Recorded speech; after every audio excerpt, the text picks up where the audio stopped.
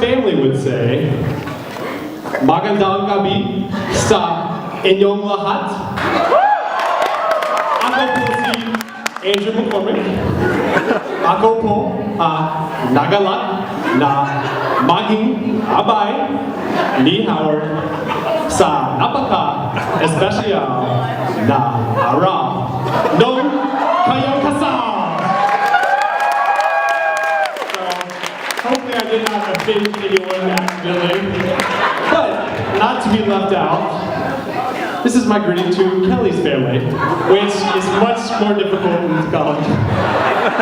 So just, ignore all this, but Dajawa on. Whoa, Jiao Andrew. Whoa, Hin Rong Xin Ding Howard Day Dao Long. So obviously that was not even close.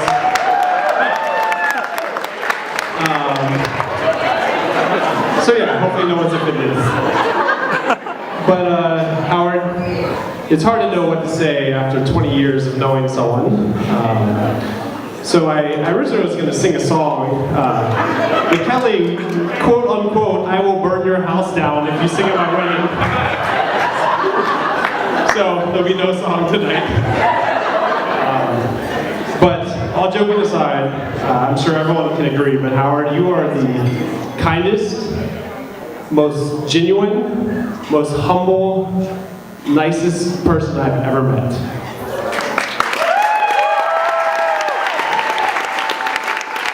And after spending 20 years with me, all kind of shenanigans, most of which should go unsaid here, that spread over 9 separate countries, you are a man of great patience.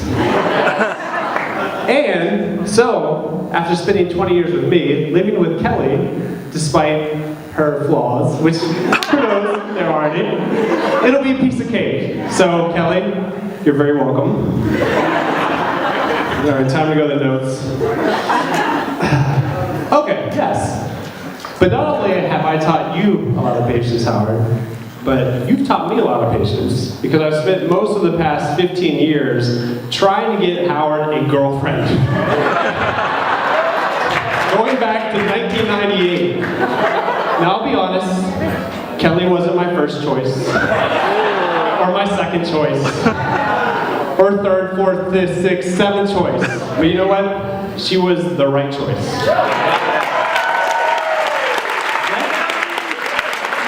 Most importantly, unlike the other 6, she said yes. But second, and hopefully everyone can agree, but Kelly, like Howard, you have the same kind, gentle, genuine, humble spirit that defines Howard. And so the two of you are absolutely perfect together. So, and I know for me, both of you, individually and together, have been a huge blessing to my life. And my hope and prayer is that as you're now together as one, that will only be greater and greater each day. That you will impact the lives of hundreds and thousands out there for generations. What I like most about this marriage is that, A, it's a reminder that miracles can happen.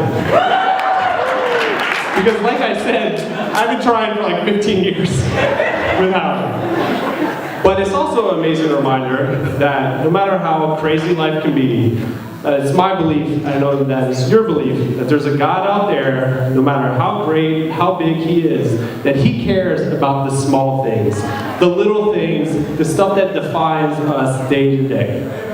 And so we can look back at these like random things that happen, like, oh, that's just a coincidence. But I like to think that that was God designing those things that happen to bring you two together today. And I have 3 examples. One of which Brian and my wife like, do not say that. I'll probably say it. We'll see. It's the last one. But I think all of these are an incredible example of how small things in life can have such a dramatic impact forever. So the first one is chocolate chip cookies. P.S. if I'm going too long, someone say like this. I have no concept of time. This happens. But 12 years ago, Howard and I were first year roommates at the University of Virginia. And And yeah, lots of Wahoos in there, which, by the way, is the top public university in the country. Somehow they let me in, I don't know how. But we were first-year students, kind of depressed, college is kind of rough, trying to find our way, but one day we come back to our dorm room and there's a bag of chocolate chip cookies on our door. And it's from a ministry at University of Virginia called Chi Alpha. We're like, we like cookies, let's check this thing out. We go, and it was probably the most defining moment in both of our lives, one of the most. And 12 years ago, Pete and Amy Bulette, who are somewhere over here, are the ones who dropped off those chocolate chip cookies on our door, introduced us to this Christian ministry where before we walked in, didn't really know what is this whole God thing about, changed us forever, and they're here today. Chocolate chip cookies, please, somebody's cutting me off. Hannah. But chocolate chip cookies, something small, this small act, defined us and led them here today. So that something small act like defined generations. Chocolate chip cookies. Number 2, also unexpected, is Bon Jovi. So 2011, a group of 6 or 7 of us from our church, Catholic City Church, Washington, D.C., went to a Bon Jovi concert. Nicole Tarnagursky was there, Hannah Marsh, Katja, Kelly, and Hannah, who is the wedding coordinator here. You might not even know this story. Hannah Marsh, PiccadillyEventPlanning.com. She was going to bring a friend to this concert. 20 minutes before, this friend bails. So I'm like, hey, I have an extra ticket, who should come? So I text my friend Chris DeBono, who's right over here. And Chris and Howard and I, we've gone on a few trips, good friends. And he's like, he came to the concert, just, on a whim, because Hannah's got a bad friend.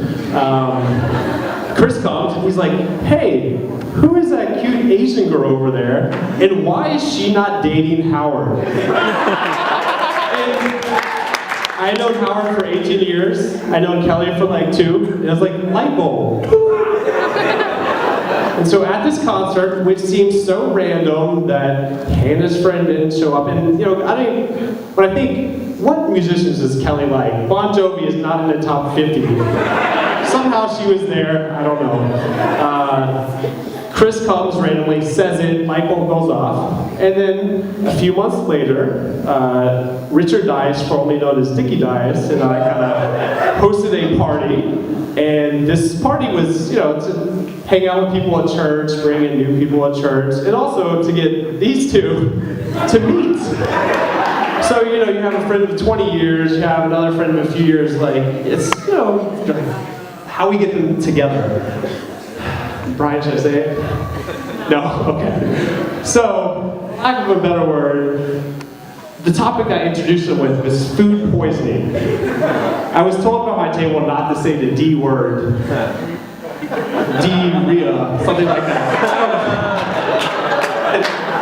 So, Kelly had been on a mission in Thailand. Howard and I had gone to Thailand, and our trip was defined by riding elephants and all these great things, but for 2 or 3 days, it was defined by time spent in the bathroom, where we ate some bad food on the street, and it severely impacted our life. So, when I introduced them, I was like, hey, Kelly, you went to Thailand. Hey, Howard, you went to Thailand. And we went to Thailand, and we spent 3 days in the bathroom non-stop. And that's how they met. And once that wall was down of the formalities, like, hi, I'm Kelly, hi, I'm Howard, awkward. You're just like, diarrhea, go for it. And it was good to go. So for the next 2 hours, we just, as many people at this party kind of stalking them, watching them, giggling, and the next day, although we had asked Howard to church quite a few times, oh, Howard's in church all of a sudden with Kelly.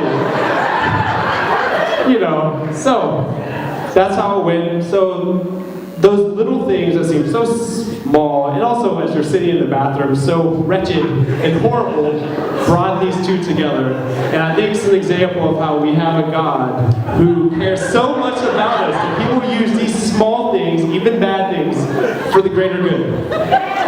And in closing, finally, right? So Howard and I have known each other for like 20 years, so I went back to my 6th grade yearbook.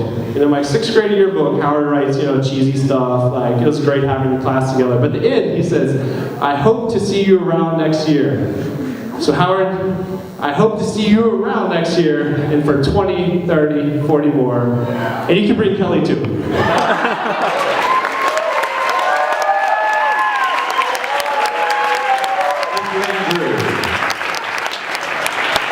Now for the next toast, from the matron of honor, Katja Chen.